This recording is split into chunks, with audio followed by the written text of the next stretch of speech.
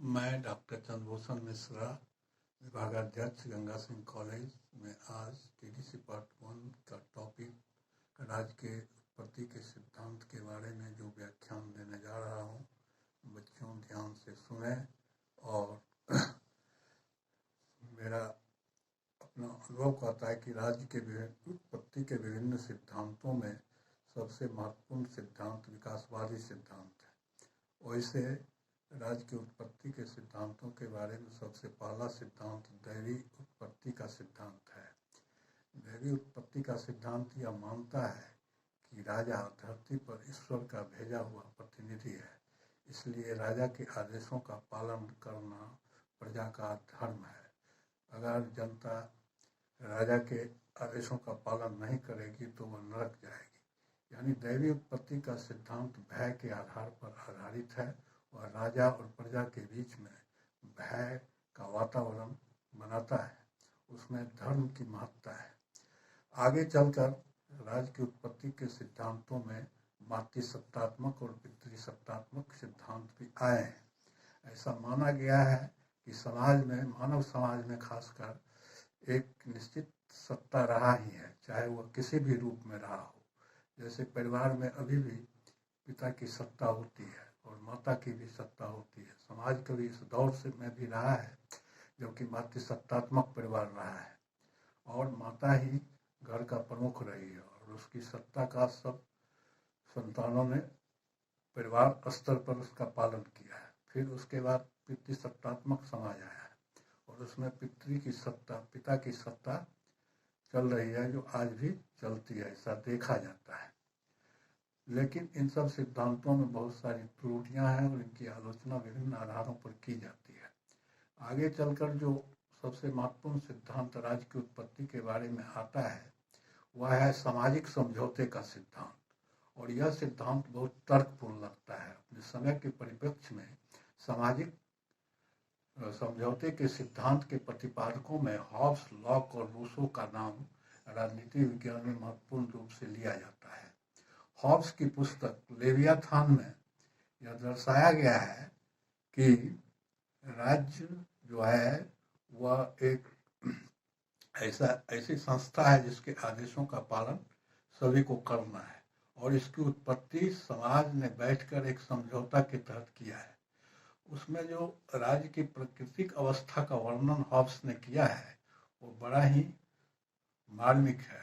उसने कहा है कि जब कोई सत्ता नहीं थी तो जंगल राज था, कोई कानून नहीं था और जो बलशाली था वह निर्बल को सताता था और लोग जंगल राज में कोई कानून नहीं होने के कारण जिसको जो मन होता था वह करता था। जैसे आज जंगल में जीवों का सिद्धांत जो है, जो बलिष्ठ है वह कमजोर कर मार कर खा जाता है, उसी प्रकार मानव समाज में भी जब प्राकृतिक अवस्था थी तो वही जंगली स्थिति थी। मानव स्वभाव का वर्णन करते हुए हॉब्स कहते हैं कि मानव भयानक स्वार्थी, क्रोधी, लोलुप, दुराचारी, स्वार्थी होता है और इसी आधार पर वह अपने सिद्धांत को आगे बढ़ाते हैं। तो समझने की बात यह है कि जिस समय दैवीय और मातृसत्तात्मक उत्पत्ति, राज्य की उत्पत्ति का सिद्धांत का धीरे धीरे आलोचना हो रही थी, उस समय यह बड़ा ही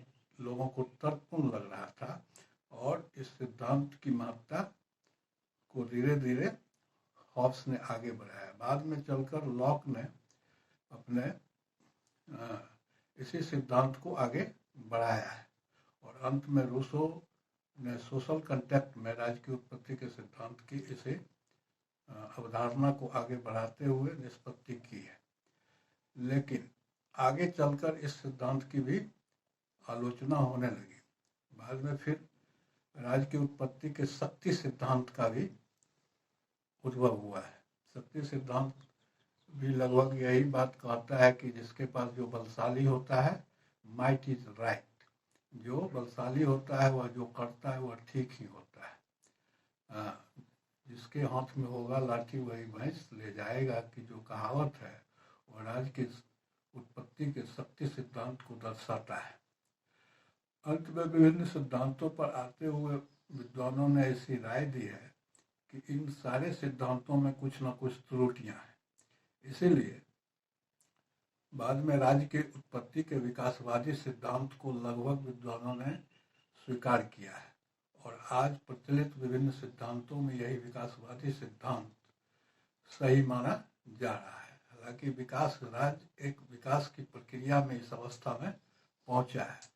एकाएक यह स्वरूप राज्य का नहीं था, विभिन्न स्वरूपों में होते हुए जिसकी व्याख्या मैंने की है, चाहे वो दैवी उत्पत्ति का सिद्धांत रहा हो, मातृसत्तात्मक और पितृसत्तात्मक उत्पत्ति का सिद्धांत रहा हो, शक्ति सिद्धांत रहा हो या सामाजिक समझौते का सिद्धांत रहा हो, इन विभिन्न सिद्धांतों में भी कुछ न कुछ सही बातें हैं जिसे स्वीकार करना पड़ेगा।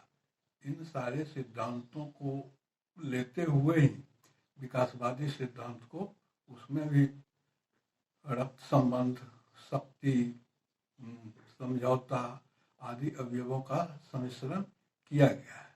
तो मेरे व्याख्यान कहने का अर्थ है, चूंकि राज्य राजनीति विज्ञान का सबसे महत्वपूर्ण केंद्र बिंदु है, बिना राज्य को समझे राजनीति को समझना मुश्किल है।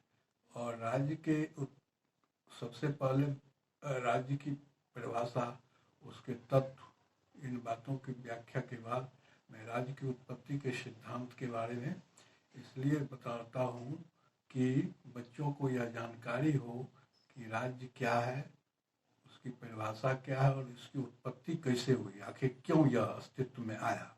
अरस्तु कहते हैं कि राज्य अस्तित्व में इसीलिए आया कि मानव जीवन को उसे ऊंचा उठाना था। राज्य का सिद्धांत, अरस्तु कहते हैं कि राज्य ऐसा कुछ भी नहीं है जैसा लोग सोचते हैं। उन्होंने कहा है कि state is individual ready to large, यानी राज्य जो है वह व्यक्ति की ही वृहद रचना है। हाँ, अब इसको उन्होंने राज्य की परिभाषा में कहा है कि यह परिवारों, गांव, टोलों, मोहल्लों का एक मिश्रित रूप है और यही विस्तार होते होते राज्य बन गया है। अब राज्य को की अवधारणा में कुछ लोगों ने राज्य को लोक कल्याणकारी माना है और कुछ लोगों ने राज्य को मोनोलिथिक माना है। यानी कहने का अर्थ ये है कि राज्य व्यक्ति की आज़ादी को, व्यक्ति की स्वतंत्रता को लगता है कि वह दबाता है, और कुछ लोगों का कहना है कि नहीं, राज्य इसलिए जरूरी है कि व्यक्ति अपना पूरा हित नहीं जानता और कभी कभी वह अपना हित नहीं जानने के चक्कर में अपना ही अहित कर लेता है। इसीलिए राज्य जो विभिन्न समुदायों का या मानव समाज का एक विकास की प्रक्रिया में प्रमुख उत्पत्ति है राज्य, उसके निर्देशों का पालन नागरिकों को करना चाहिए, क्योंकि राज्य यह बात समझता है कि व्यक्ति की भलाई किस चीज़ में है। इसलिए राज्य के बाद की अवधारणाओं में लोक कल्याणकारी राज्य की बात आती है। अभी आधुनिक समय में राज्य को लोक कल्याणकारी ही माना जाता है, लेकिन कुछ लोगों का कहना है कि नहीं, राज्य सिर्फ लोक कल्याणकारी नहीं है, अब राज्य का स्वरूप बदलते बदलते यह पुलिस राज्य हो गया है। लोक कल्याण के लिए राज्य अब विभिन्न पदों में कटौतियाँ कर रहा है और समाज को, जो राज्य की स्थापना की थी समाज में अपने ही ऊपर शासन करने के लिए, उसका रूप बहुत विशाल होते जा रहा है और व्यक्ति को जितना कल्याण उससे हो पाता है वह समुचित नहीं है। इसीलिए राज्य के परिभाषा, राज्य के विभिन्न तत्व और बाद में राज्य की उत्पत्ति, ये राजनीति विज्ञान के बहुत ही महत्वपूर्ण टॉपिक हैं बच्चों।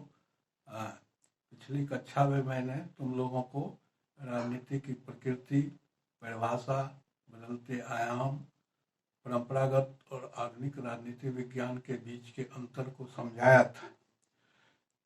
उसके बाद जो महत्वपूर्ण टॉपिक है वह यही है कि राज्य की परिभाषा, उसके तत्व और उसकी उत्पत्ति, और आधुनिक राज्य क्या पुलिस राज्य है या लोक कल्याणकारी राज्य, इसको समझने की जरूरत है।